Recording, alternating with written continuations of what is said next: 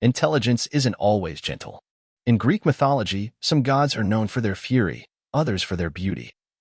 But only one made Olympus tremble, not with brute force, nor with seductive charm, but with a mind as sharp as a blade and a heart harder than bronze. Athena, the goddess of wisdom, strategy, and justice, was living proof that true power doesn't need to scream to command fear. She emerged from Zeus's forehead, no cries, no blood, only a cold gaze and a presence so commanding that even gods fell silent. She was not like Aphrodite, soft and alluring, nor like Artemis, wild and free, and certainly not like Hera, cunning and proud. Athena did not love, nor did she allow herself to be loved. Yet she was the one every hero called upon. Odysseus, Perseus, Heracles, Achilles, all needed her mind more than any sword. Today, we dive into the world of the goddess without a smile to understand why. In a realm where thunder rules, it is wisdom that truly terrifies. A goddess born of thunder and thought. In the beginning, when the universe was still shaping itself, and Olympus had yet to be carved in stone, an ancient whisper echoed from the depths of the earth. It came from Gaia, primordial Mother Earth, and Uranus, the first sky. The child of Metis will surpass the father. And so began one of the most extraordinary origin stories in all of Greek mythology, the birth of Athena, goddess of wisdom, strategy, and impartial justice. Metis, the first goddess of wisdom, clever, farsighted, and divine in intellect, was the first that Zeus loved after becoming king of the gods. She was more than beautiful, she was brilliant. It was Metis who helped Zeus overthrow Cronus with a potion that forced the Titan to vomit up his siblings. But then came the fateful prophecy. If Metis bore a son, that child would be powerful enough to overthrow Zeus himself. The fear of the Titan age returned. Zeus, who once defied his father to avoid being devoured, now took the same path. Without hesitation, he tricked Metis into shrinking and swallowed her whole, believing he had outwitted fate. But Metis lived on within him, and inside her womb, a child grew, not of flesh and blood, but of pure intellect, divine radiance, and the spirit of Olympus itself. Time passed. Then came the headaches, blinding, splitting, unbearable. No healer could help. No oracle dared speak. Finally, Zeus summoned Hephaestus, the smith god he had once cast aside, and gave a single command. Split my head open. And so, with a mighty blow from his divine axe, Hephaestus struck the forehead of Zeus. A crack like thunder split the sky, but instead of blood, light burst forth. And from that divine light stepped Athena. No cries, no nakedness, no vulnerability. Athena emerged fully armed, bronze armor glinting, helmet gleaming, spear in hand, the aegis shield upon her chest. Her eyes were blades cutting through ignorance.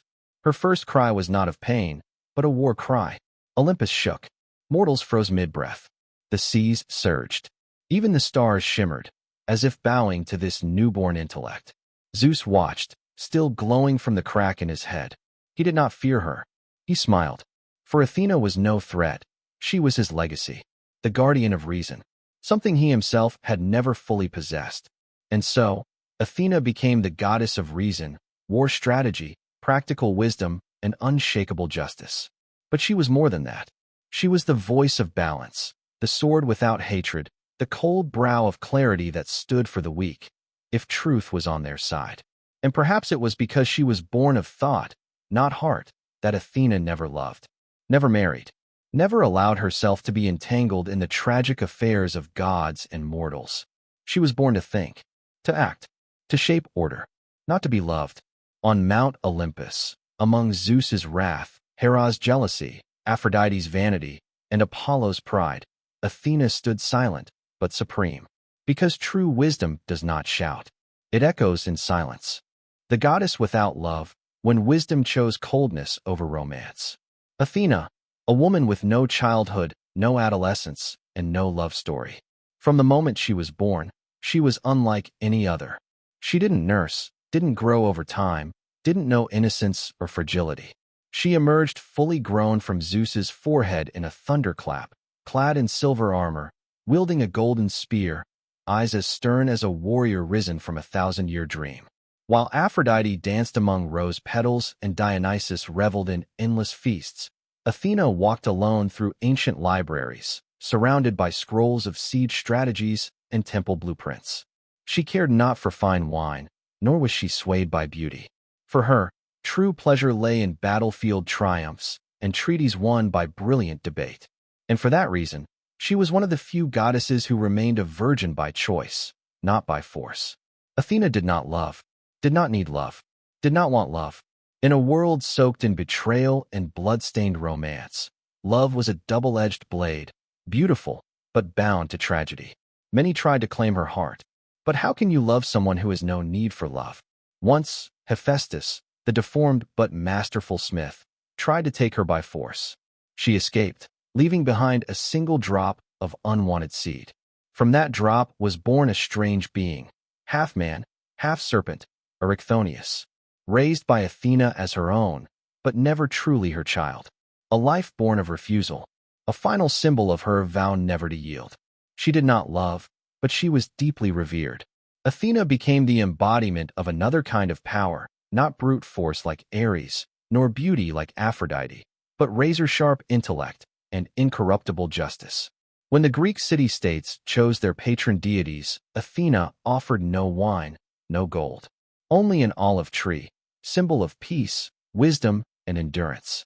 And Athens chose her, rejecting Poseidon's glittering gift, because they knew a great city needs the light of wisdom, not the wrath of the sea.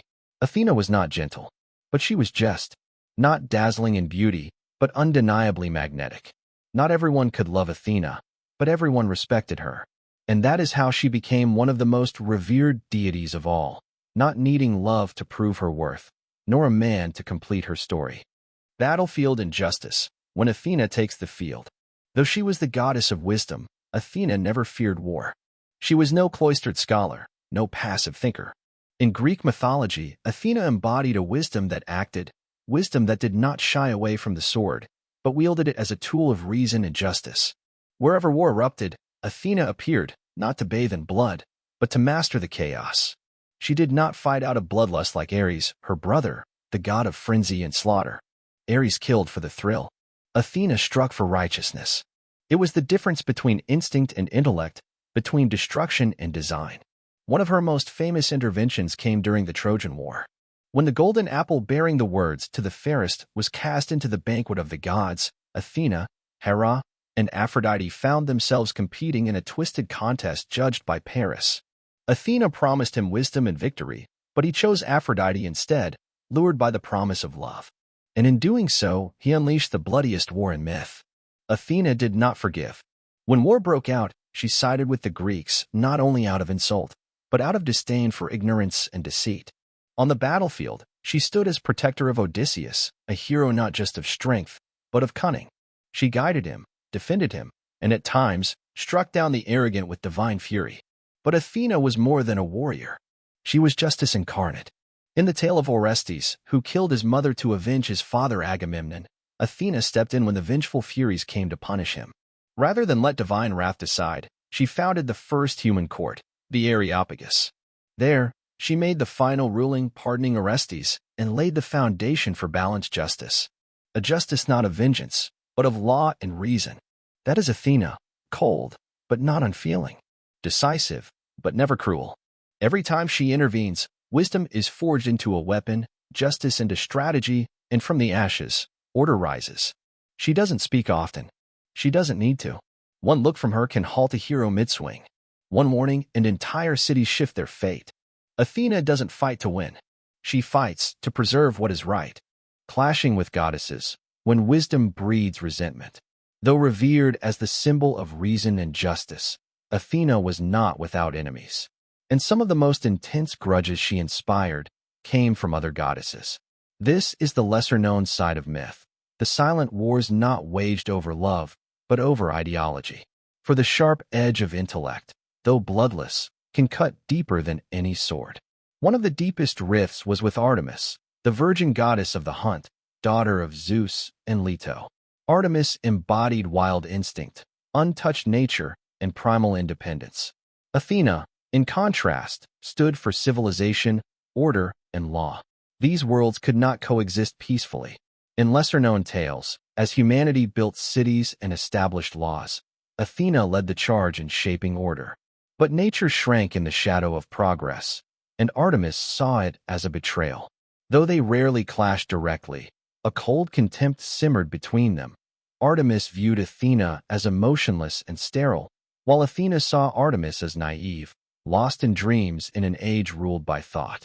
But the rivalry most known, and most symbolic, was with Aphrodite, goddess of love and desire. Born from sea foam, Aphrodite radiated allure, charm, and chaos. She was everything Athena was not. Where Aphrodite represented raw passion and ungoverned love, Athena stood for discipline, clarity, and calculated strength. Their feud came to a head in the famed contest judged by Paris. Who is the fairest? More than vanity, it was a clash of essence, beauty versus intellect, instinct versus structure. Athena offered wisdom and victory. Aphrodite promised love. Paris, swayed by desire, chose beauty. And thus, war was born. Athena never forgave, not simply out of pride, but because she saw the truth. Love, when left untempered by reason, would burn the world. And it did. Troy fell in flames. In obscure versions of the myth, Aphrodite once tried to make peace. But Athena refused. She spoke no hatred, only left one line. Your love is a flame, but I do not kneel to fire. I forge it into steel. Athena never shouted, never cursed, but her silence was sharper than scorn. She watched, calculated, and when the time came, struck with the precision of a spear to the heart. She was never the goddess of tenderness. She was the embodiment of cold, necessary choices. And that made her the most formidable of all.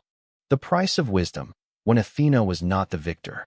Wisdom brings power, but in Greek mythology, it also carries a curse. Among gods who were never truly perfect, even Athena, brilliant, unshaken, revered, bore cracks of pride and the cold solitude her intellect demanded. One of the most painful tales linked to Athena is not of triumph, but of tragedy, the story of Medusa. In some versions, Medusa was once a beautiful maiden, a virgin priestess devoted to Athena, serving in the goddess's sacred temple where chastity was a divine vow. But then came Poseidon, and in an act both violent and sacrilegious, he forced himself upon Medusa within the temple walls. The world expected Athena, the goddess of wisdom and justice, to stand with the victim. But she did not forgive. Not Poseidon, not Medusa. Instead, Athena cursed the girl, transforming her into a monster with serpents for hair and eyes that turned all who met them into stone. Critics called it cruel, unjust, unfeeling. But Athena did not act out of jealousy. She acted from a fierce devotion to principle. In her world, sacred order, once broken, must be punished, not pitted. Law, once desecrated, must be reinforced, even if it hurts. And for that, Athena stood evermore alone. People worshipped her, but did not plead with her. They honored her, but did not seek her comfort. Athena became a mountain, majestic, immovable, but cold. None reached her heart, perhaps because she never allowed it to be reached. To preserve perfect clarity, she had to sacrifice the final softness of a heart capable of love. And this, perhaps, is what made her unlike any other deity on Olympus. No lovers, no children, no epic romance carved into song or stone. Born from Zeus's head, untouched by womb or passion, Athena remained the purest embodiment of the ideal. Untouched by chaos, unclaimed by emotion. But perhaps because of that, she never truly understood the hearts of mortals.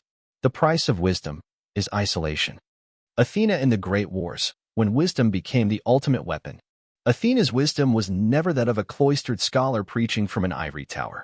Hers was the intellect of the battlefield, where every decision was measured in blood, in fate, and sometimes in the very souls of gods. During the Trojan War, a 10-year epic between the Greeks and the city of Troy, Athena stood as the guiding torch of Achaean strategy. It was she who shaped the plans that brought a mighty city to its knees in a single night. As the gods took sides and quarreled, Athena did not remain neutral. She chose the Greeks, not only out of personal resentment toward Paris, the Trojan prince who had insulted her by naming Aphrodite the fairest in the contest of the golden apple, but because she championed reason, order, and discipline. These were her sacred values. In battle, Athena fought beside Diomedes, the fearless warrior bold enough to strike at gods. She removed Ares's helmet so Diomedes could wound the god of war himself. Without her, the Greek lines would have crumbled under Ares's bloodlust. But Athena's brilliance reached its peak not in open war, but in its end, with a plan so cunning it changed the fate of Troy forever, the wooden horse. It was Athena who inspired Odysseus, the shrewd king of Ithaca, to conceive the trick. A towering wooden horse, built as an offering to the gods, secretly held the bravest Greek warriors within. When the Trojans, believing the Greeks had fled, brought the gift into their gates, they unknowingly invited their own doom. That night, as fire engulfed Troy, Athena watched in silence from afar. No victory was more complete. And yet, no victory came with greater cost. With her wisdom, she had shaped the fate of thousands. But from that triumph rose consequences even the goddess could not control: grief, ruin, vengeance. The Greeks had won. But Odysseus, her beloved mortal, her favored mind, was cursed to wander 10 long years before seeing home again. Hounded by Poseidon, tormented by fate, and tested by the darkest corners of the human soul. For all her brilliance, Athena was not omnipotent, and her victory became a lesson in the price of divine intervention in mortal affairs. Athena, the silent counselor of heroes. In Greek mythology, when heroes faced monsters, fate, or ancient curses, brute strength was never enough. What they needed was wisdom. And behind many of those triumphs stood a quiet but irreplaceable figure, Athena, the goddess who didn't offer swords, but maps through the labyrinth of destiny. Perseus was one of the first heroes under her guidance. Tasked with slaying Medusa, the serpent-haired monster whose gaze turned men to stone, most thought it was a suicide mission. But Athena would never let a hero fall for lack of cunning. Alongside Hermes, she gifted Perseus legendary tools: a mirrored shield to view Medusa's reflection safely, Hephaestus's razor-sharp sword, and the helm of invisibility. Through her cold, steady counsel, Perseus didn't just survive, he triumphed. He returned with Medusa's head, a trophy of intellect over terror. Athena later mounted it upon her shield, the Aegis, a talisman to ward off evil and a reminder that not all beauty is pure, and not all wisdom is gentle. Then came Heracles, the mightiest hero of all, yet often reckless as a child with godlike strength. His power was unquestionable, but it was Athena's guidance that turned chaos into success. In slaying the Hydra, she taught him that unless you sear the neck, the heads will grow back, a simple truth, but the key to victory. In capturing the golden-horned Ceryneian hind, she showed him that patience and tracking mattered more than brute force. And when Heracles nearly lost himself to rage, it was Athena, calm and resolute, who brought him back with reason, not punishment. But of all the heroes she aided, Odysseus was the one most deeply bound to her. The cunning king of Ithaca, Odysseus fought with wit, not just weapons. While Heracles broke through obstacles, Odysseus slipped around them. Through his 10-year odyssey home from Troy, Athena stood beside him, not as a savior, but as a mentor. She guided, protected, and at times, tested him. She helped him outwit Circe, survive the deadly passage between Scylla and Charybdis, return from the land of the dead, and reclaim his throne through deception and patience. Athena was never a goddess of luck, but a teacher of survival through discipline, of courage through clarity, and of victory through perseverance. In every hero's tale, Athena is not just a supporting force, she is the symbol of what humanity can become at its best: reason over instinct, clarity in chaos, and loyalty to ideals in a world full of temptation. Human emotion, the one thing Athena always refused. While other gods loved, raged, betrayed, and fell to their own passions, Athena always stood apart. No lover, no children, no tragic romances like those of Aphrodite or Hera. Athena was one of the rare deities who declared her virginity and guarded it as part of her divine strength. Many call her cold, distant, even incapable of love. But the truth is, it was a choice. Athena understood that emotion, powerful and beautiful, could cloud reason. And so, she became the embodiment of a different kind of power, one born of absolute control over instinct. The tale of Hephaestus, the master smith god, tells it best. He once desired Athena so deeply he tried to force himself upon her. In the struggle, his seed fell upon the earth, and from it sprang Erichthonius, a child born of God and soil. Athena did not reject the child. She raised him as her own, but she never surrendered to weakness, never let herself be bound by softness. She became the ideal for the virgin guardians of Athens. And in every depiction, unlike Aphrodite draped in silks, Athena appears armored. shield in hand, helm on her brow. A walking declaration, I am not a vessel for desire. People often ask, was Athena happy? But perhaps that's the wrong question. She did not seek happiness as mortals define it. She sought perfection on her own terms. Athena chose to be unclaimed, untethered, undefeated. So she could devote herself fully to reason, to justice, to strategy. And in that choice, she became a symbol that endures across millennia for those who dare to walk alone, who choose discipline over distraction, and who refuse to be defined by what others call human nature. Athena in human memory, a timeless icon. Unlike many gods who faded into the mist of forgotten myths, Athena has never left humanity's imagination. From ancient Greece to the Renaissance, from the Parthenon atop the Acropolis to modern-day courtrooms, her image endures, an eternal witness to wisdom and justice. The monument of Athena, guardian of Athens. The very city of Athens, cradle of light and learning, was named in her honor. Legend says Athena gifted its people the first olive tree, symbolizing peace, resilience, and knowledge. Atop the Acropolis, the Parthenon was not just a temple, it was a declaration of eternal reverence for her. In sculpture, Athena is never portrayed as a delicate beauty. She appears as a regal warrior, stern gaze, spear in hand, shield adorned with Medusa's head, and always accompanied by the owl, her sacred symbol of wisdom. Athena in philosophy, art, and politics. During the Middle Ages and the Renaissance, Western scholars rediscovered Athena not merely as a deity, but as the embodiment of ideal intellect. She bridged ancient Greek thought with the aspirations of a progressing world. Academies, libraries, even the foundations of law chose Athena as their patron image. Even far from the realm of Greek mythology, in modern America, her shadow still lingers.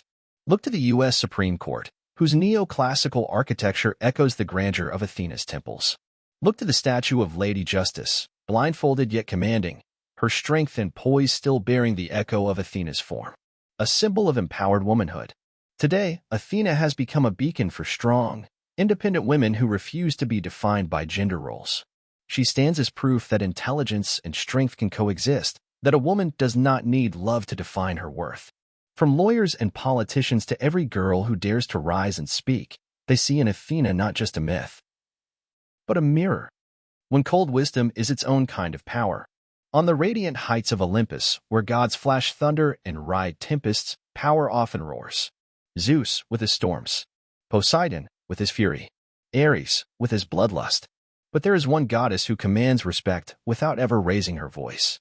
No storms, no steeds, only her gaze and her mind. Athena is the embodiment of a different kind of power, the power not of fists, but of razor-sharp thought and an unshakable will. She loves no one, is ruled by no one, and bows to no chaos.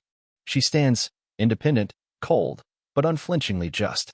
In a world where emotion is often mistaken for weakness, Athena proves that calm, reason, and justice are the sharpest weapons of all. She teaches gods and mortals alike. Victory doesn't belong to the reckless, it belongs to the disciplined. And perhaps that's why she stands alone, a goddess who never loved, never married, never wept for the things others do. In every battle, she fought alone. In every judgment, she chose for herself. She may not be the most adored god on Olympus, but she is, without question, one of the most deeply respected. The lesson she leaves us. In today's chaotic world, where emotion is easily swayed by media, crowds, and noise, Athena's image becomes more powerful than ever. Hold your mind steady when storms rage. Stand firm in who you are, without needing applause. And above all, be fair, even when you hold the power to dominate. Athena never taught us how to be gods. She taught us how to be human, nobly, bravely, and wisely.